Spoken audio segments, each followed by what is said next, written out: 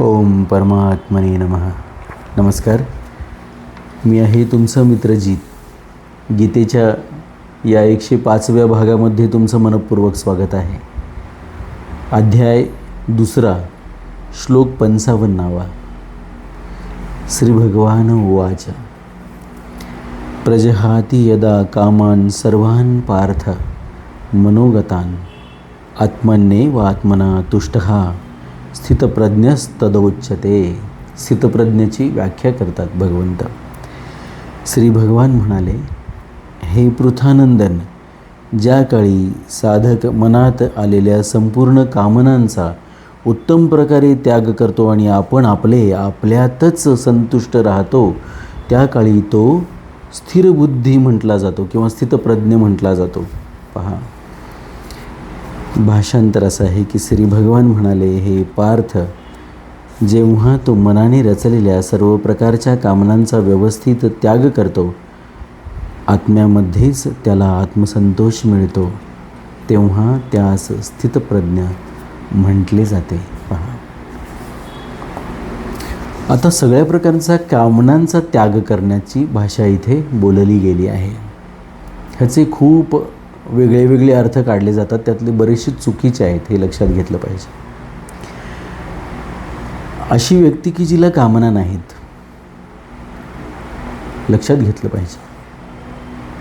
त्या कामनांचा त्याग करणं म्हणजे बऱ्याचदा सर्व संघ त्याग करणं हा महत्त्वाचा भाग आहे, पण त्याचे खूपच वेगळे अर्थ लावले जातात. आत्ता व्याख्या अशी आहे की गीता ही एक शैली आहे गीतेची, की जो साधक ज्या साधना किंवा कर्मयोग, भक्तियोग इत्यादीद्वारा सिद्ध होतो, त्याच साधनाने त्याच्या पूर्णतेचे वर्णन केले जाते.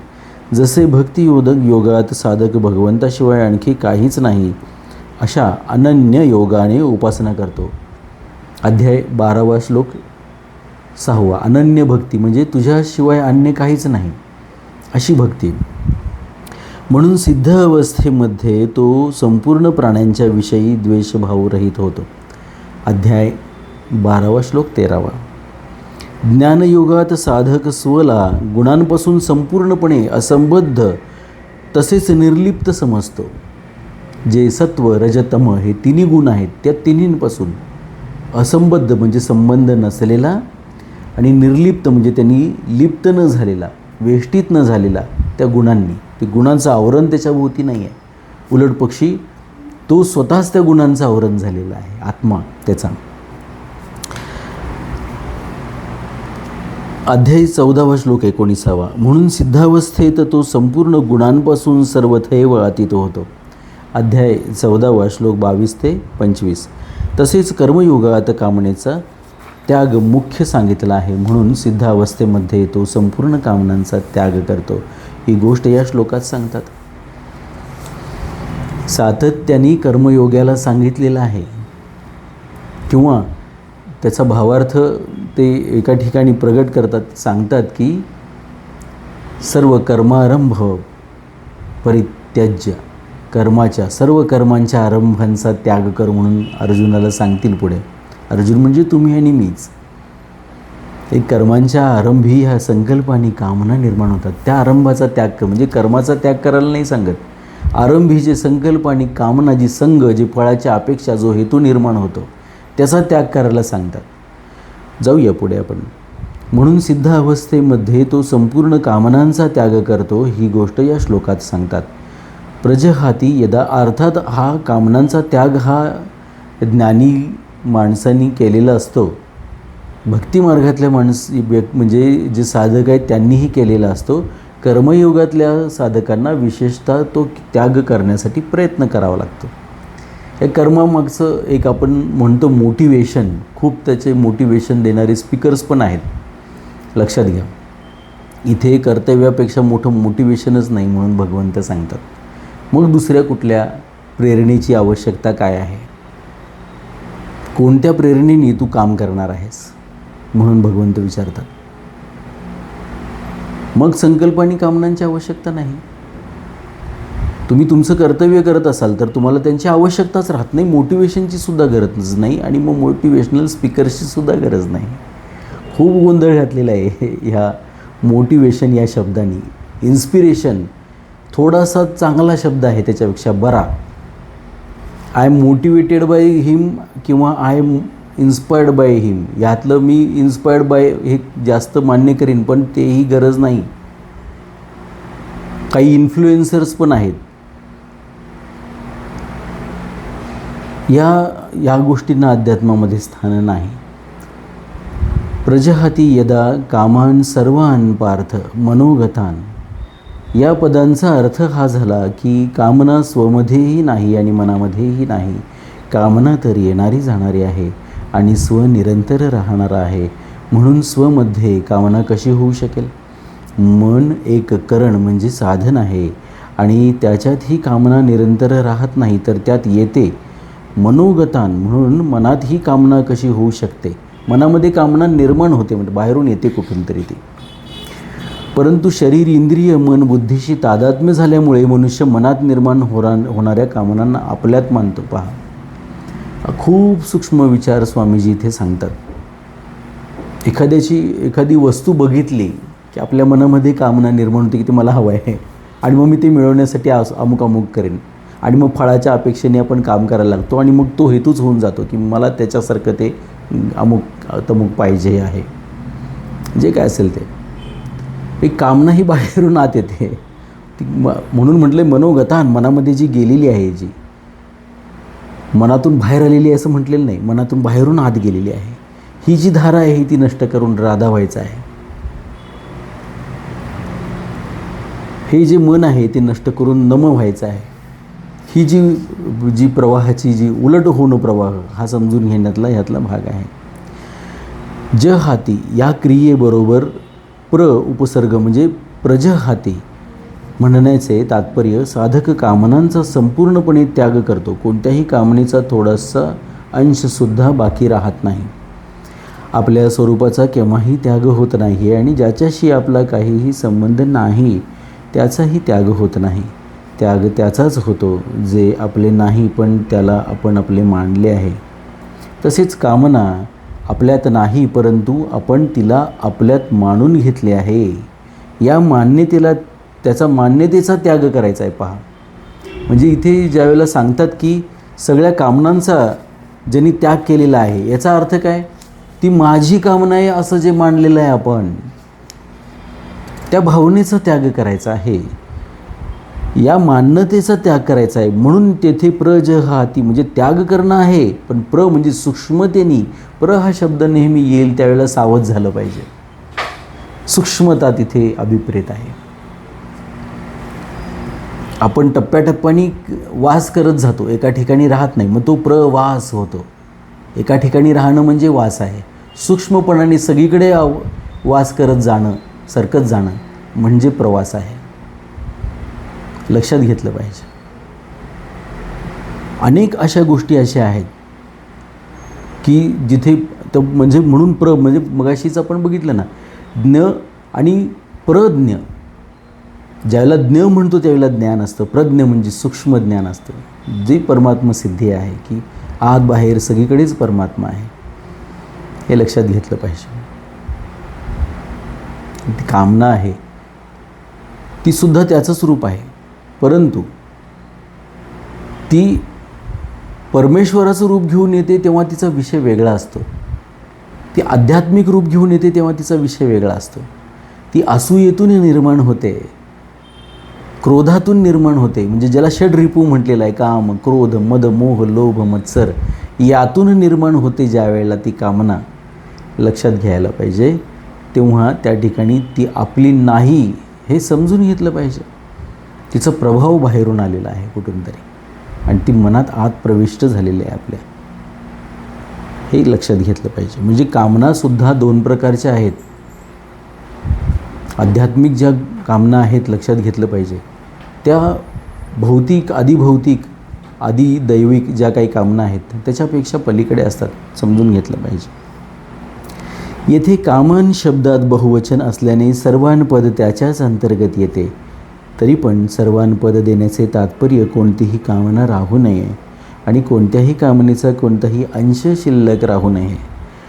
आत्मन्येव आत्मना तुष्टः ज्यावेळी संपूर्ण कामनांचा त्याग करतो आणि आपले आपणातच संतुष्ट राहतो, अर्थात आपले आपणात सहज स्वाभाविक संतोष होतो, तेव्हा तो अशा पद्धतीने स्थितप्रज्ञ म्हणायला हवा. संतोष दोन प्रकारचे असतात. एक संतोष गुण आहे आणि एक संतोष आहे तो स्वरूप आहे. जसं सुख आणि दुःख हे गुणातून होतात बघा, आनंद नाही. आनंद हा स्वरूप आहे. तसा इथे संतोष एक गुण पण आहे आणि एक संतोष आहे तो स्वरूप आहे. पहा, आत्म्याचंच रूप आहे ते साक्षात. अंतःकरणात कसल्याही प्रकारची इच्छा नसणे हा संतोष गुण आहे. आणि स्वमध्ये असंतोषाचा अत्यंत अभाव आहे हा संतोष आहे, तो स्वरूप आहे. आत्मा म्हणजे स्वरूपामध्ये स्वमध्ये असंतोषाचा अभाव आहे, तो संतोष आहे, तो स्वरूप आहे. हा स्वरूपभूत संतोष आपोआप सर्व काळ राहतो. यासाठी कोणता अभ्यास किंवा विचार करावा लागत नाही. पहा, स्वरूपभूत संतोषात प्रज्ञा म्हणजे बुद्धी सहजच स्थिर असते. पहा, स्थितप्रज्ञस्तदोच्यते, त्याला स्थितप्रज्ञ म्हटले पाहिजे. स्व जेव्हा अनंत शाखा असणाऱ्या अनंत कामनांना आपल्यात मानित होता, त्यावेळी ही वास्तविक कामना त्याच्यात नव्हत्या आणि स्व स्थितप्रज्ञच होता. पहा, परंतु त्यावेळी आपल्यात कामना मानण्याच्या कारणाने बुद्धी स्थिर न राहिल्यामुळे तो स्थितप्रज्ञ म्हणविला जात नव्हता. अर्थात त्याला आपल्या स्थितप्रज्ञतेचा अनुभवच नव्हता. आता त्याने आपल्यातून संपूर्ण कामनांचा त्याग केला, अर्थात कामनांना आपल्या ठिकाणी मानण्याचे सोडून दिले, तेव्हा तो स्थितप्रज्ञ म्हटला जातो. अर्थात त्याला आपल्या स्थितप्रज्ञतेचा अनुभव होतो. साधक तर बुद्धीला स्थिर करतो, परंतु कामनांचा सर्वथैव त्याग झाल्यास बुद्धीला स्थिर करावे लागत नाही, ती आपोआप स्वाभाविक स्थिर होते. तो हे ढग ज्यावेळेला या कामनांचे आपली मांडल्यामुळे जे निर्माण झालेले आहेत आणि त्याच्यातच माणूस ज्यावेळेला गुटफळून जातो, पहा, तेव्हा हा स्व दिसत नाही. त्याच्यामध्ये स्थिर होण्याची, त्या सूक्ष्म ज्ञानामध्ये स्थिर होण्याची गोष्ट लांबच राहते, लक्षात घेतलं पाहिजे.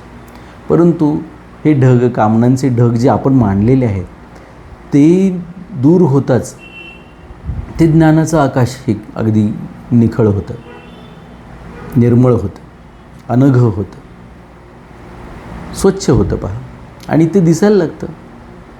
आणि मग तशा प्रकारच्या अवस्थेमध्ये स्थिर होणं म्हणजे स्थितप्रज्ञ, त्याला त्यावेळेला म्हणायला लागेल आपल्याला. उच्चते असं म्हणतात, तेव्हा स्थितप्रज्ञस्तदोच्यते, तेव्हा त्याला स्थितप्रज्ञ म्हटलं जातं. आता त्याने आपल्यातून संपूर्ण कामनांचा त्याग केला, अर्थात कामनांना आपल्या ठिकाणी मानण्याचे सोडून दिले, तेव्हा तो स्थितप्रज्ञ म्हटला जातो. अर्थात त्याला आपल्या स्थितप्रज्ञेचा अनुभव होतो. पहा, साधक तर बुद्धीला स्थिर करतो, परंतु कामनांचा सर्वथैव त्याग झाल्यास बुद्धीला स्थिर करावे लागत नाही, ती आपोआप स्वाभाविकपणे स्थिर होते. कर्मयोगात साधकाचा कर्माशी निकटचा संबंध असतो. त्याच्यासाठी योगात आरूढ होण्याविषयी कर्मच कारण आहे. आरूढो क्षोर्मुनेर योगम कर्म कारणम उच्यते. अध्याय 6 श्लोक 3. म्हणून म्हणजे भगवंतसुद्धा इथे योगारूढ झालेले आहेत आता याच्यामध्ये, हे लक्षात घेतलं पाहिजे. आणि योगारूढ होण्यासाठी सुद्धा त्यांचं कर्म कारणीभूत आहे, परंतु हे कर्म निरपेक्ष आहे. कोणत्याही सुख आणि दुःखासाठी, कोणत्याही लाभ किंवा अलाभासाठी किंवा कोणत्याही जय आणि पराजयासाठी न केलं जाणारं कर्म आहे. त्याला लीला म्हणतात, पण ती क्रिया कारणीभूत आहे, हे लक्षात घेतलं पाहिजे योगारूढ होण्यासाठी सुद्धा. म्हणून कर्मयोगाचा कर्माशी संबंध साधक अवस्थेतही राहतो आणि सिद्ध अवस्थेतही राहतो. मुळात कर्म केल्याशिवाय कधीच कुणी, मग ते भक्त असू देत किंवा ज्ञानी असू देत, कोणत्याही अवस्थेमध्ये क्षणभरसुद्धा कर्म केल्याशिवाय राहता येत नाही. पहा, कर्म हे करावंच लागतं. सिद्ध अवस्थेत कर्मयोगाद्वारा मर्यादेनुसार कर्म होत राहतात, जे दुसऱ्यांसाठी आदर्श होतात. अध्याय 3 श्लोक 21. याच गोष्टीला भगवंतांनी 4थ्या अध्यायात म्हटले आहे की कर्मयोगी कर्म करीत असताना कर्मापासून निर्लिप्त राहतो आणि कर्मापासून निर्लिप्त राहत असूनही कर्म करीत असतो. ही मोठी विद्या आहे. अध्याय 4था श्लोक 18. काय म्हटले? कर्मण्य अकर्म यः पश्येद कर्मणी च कर्म यः. त्या ठिकाणी पाहूया परत. भगवंतांनी 53व्या श्लोकात योगाच्या प्राप्तीत बुद्धीबद्दल 2 प्रकारची माहिती सांगितली होती. संसारापासून निवृत्त होण्यासाठी तर बुद्धी निश्चल असावी आणि परमात्म्यात स्थित होण्यासाठी बुद्धी अचल असावी. अर्थात निश्चल म्हणून संसाराचा त्याग दाखविला आणि अचल म्हणून परमात्म्यात स्थिती सांगितली. त्याच दोन्ही गोष्टी येथे यदा आणि तदा पदांनी सांगितल्या गेल्या आहेत. बुद्धी अचल असावी आणि निश्चल असावी हे समजून घेण्यासारखं आहे. जेव्हा साधक कामनेपासून सर्वथैव रहित होतो आणि आपल्या स्वरूपातच संतुष्ट राहतो तेव्हा तो स्थितप्रज्ञ म्हणविला जातो. तात्पर्य, जोपर्यंत कामनेचा अंश शिल्लक राहतो तोपर्यंत तो साधक म्हणविला जातो आणि जेव्हा कामनांचा संपूर्णपणे अभाव होतो तेव्हा तो सिद्ध म्हणजे स्थितप्रज्ञ म्हणविला जातो. याच 2 विषयांचे वर्णन भगवंतांनी या अध्यायाच्या समाप्तीपर्यंत केले आहे. जसे येथे प्रजहाती यदा कामान सर्वान पदांनी संसाराचा त्याग सांगितला आहे. संसाराचा त्याग म्हणजे आपण मानलेल्या कामनांचा त्याग हे इथे समजून घेतलं पाहिजे. आणि मग आत्मन्ये व आत्मना तुष्ट हा म्हणजे आत्म्यात स्वतःमध्ये संतुष्ट राहतो, आपलंच आपल्यामध्ये. पदांनी परमात्म्यात स्थिती दाखवली आहे. आपण म्हणजे शरीर नव्हे, आपण म्हणजे शरीरी देही. आपण सुरुवातीला हे पाहिलेलं आहे याच अध्यायाच्या 56व्या श्लोकाच्या पहिल्या भागात म्हणजे 3 चरणात सुरुवातीच्या संसाराचा त्याग आणि स्थितधीर मुनी ही पदाने परमात्म्यामध्ये स्थिती दाखवली. 57व्या आणि 58व्या श्लोकात प्रथम संसाराचा त्याग सांगितला आणि नंतर तस्य प्रज्ञा प्रतिष्ठितः पदांनी परमात्म्यामध्ये स्थिती दाखवली. बघा, 59व्या श्लोकाच्या पहिल्या भागात संसाराचा त्याग दाखवला आणि परमदृष्ट्वा पदांनी परमात्म्यात स्थिती दाखवली. 60व्यापासून 61व्या श्लोकापर्यंत प्रथम संसाराचा त्याग सांगितला आणि नंतर युक्त आसीत मत्परहा पदांनी इत्यादी पदांनी परमात्म्यात स्थिती दाखवली.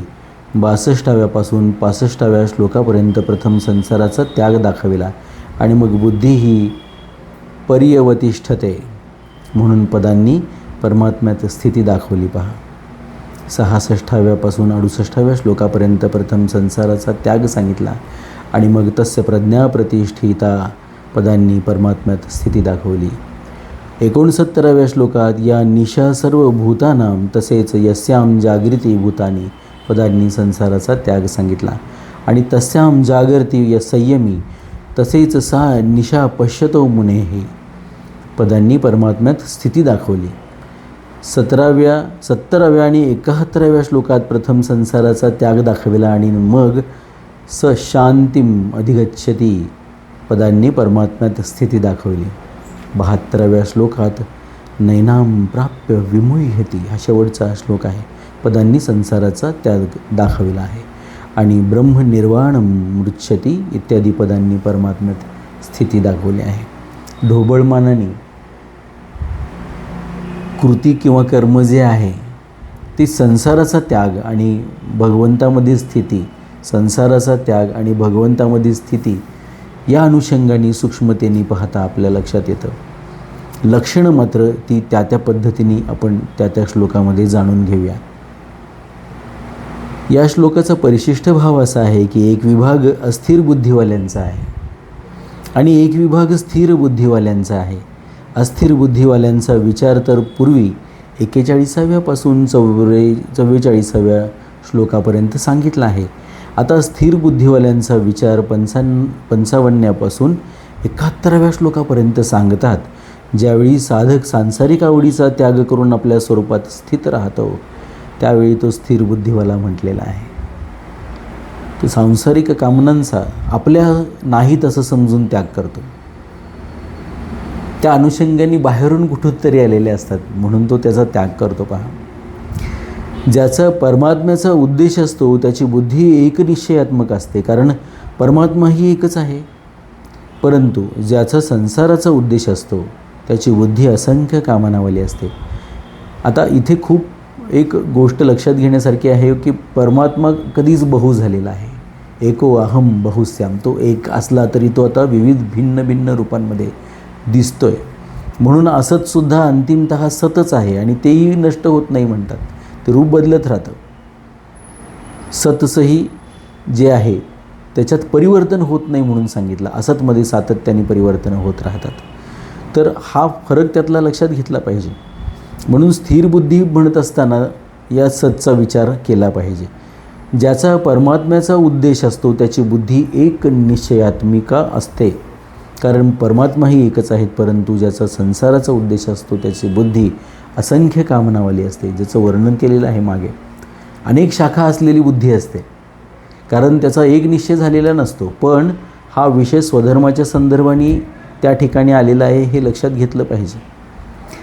सातत्याने भक्तिमार्गात ज्यावेळेला साधना तुम्ही करत असता त्यावेळेला प्रत्येक ठिकाणी परमात्म्याला जाणवायला हवं, यात कोणताच वाद नाही. पण तिथला त्या ठिकाणी परमात्म्यानेच जे सांगितलेलं आहे त्याचा वास्तविक जो अर्थ आहे तोही समजून घेतला पाहिजे.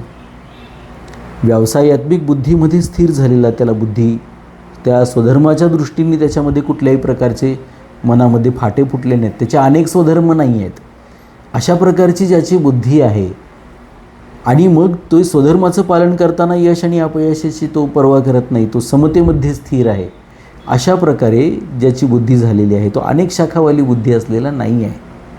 पहा, त्याच्या संदर्भात इथे हे वर्णन आलेलं आहे. कारण सांसारिक वस्तू असंख्य आहेत. गीता 2ऱ्या अध्यायाचा 41वा श्लोक. समतेच्या प्राप्तीसाठी बुद्धीच्या स्थिरतेची फार आवश्यकता आहे. समतेच्या प्राप्तीसाठी पातंजल योगदर्शनात तर मनाच्या स्थिरतेला म्हणजे वृत्ती निरोधालाच महत्त्व दिले गेले आहे, परंतु गीता बुद्धीच्या स्थिरतेलाच, उद्देशाच्या दृढतेलाच महत्त्व देते. म्हणजे स्वधर्माचा उद्देश असला पाहिजे, त्याच्यात दृढता व्हायला पाहिजे. कारण कल्याणप्राप्तीत मनाच्या स्थिरतेचे इतके महत्त्व नाही जितके बुद्धीच्या स्थिरतेचे महत्त्व आहे. मनाच्या स्थैर्याने लौकिक सिद्धी प्राप्त होतात, परंतु बुद्धीच्या स्थैर्याने पारमार्थिक सिद्धी किंवा कल्याणप्राप्ती होते. कर्मयोगात बुद्धीची स्थिरताच मुख्य आहे. स्वधर्म आणि समतेमध्ये स्थिर झालेली बुद्धी ती व्यावसायात्मिका बुद्धी आहे. जर मनाची स्थिरता राहील तर कर्मयोगी कर्तव्यकर्म कसे करेल?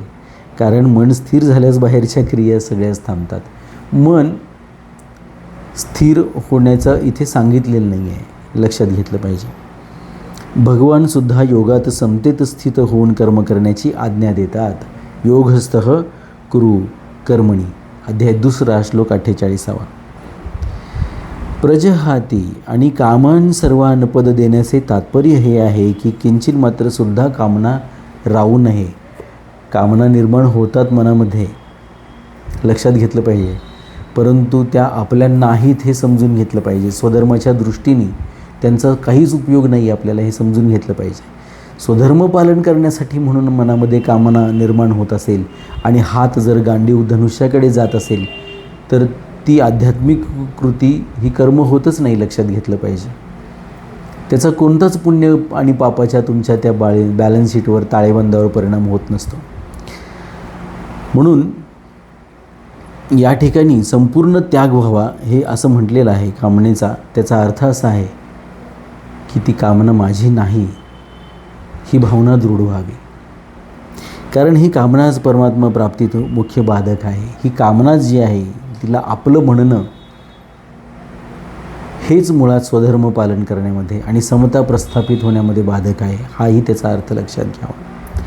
आता या श्लोकाचा संबंध पुढच्या श्लोकाशी काय आहे की सुंदर श्लोक आपण ऐकायला जाणार आहोत पुढे. आता हाही एका अर्थाने सगळ्या उपनिषदांचं, वेदांचं सार आहे पुढचा जो श्लोक आहे तो. आता पुढील 2 श्लोकात स्थितप्रज्ञ कसा बोलतो या दुसऱ्या प्रश्नाचे उत्तर देत आहेत 56व्या आणि 57व्या श्लोकामध्ये. जाऊया पुढच्या भागांकडे. ओम परमात्मने नमः.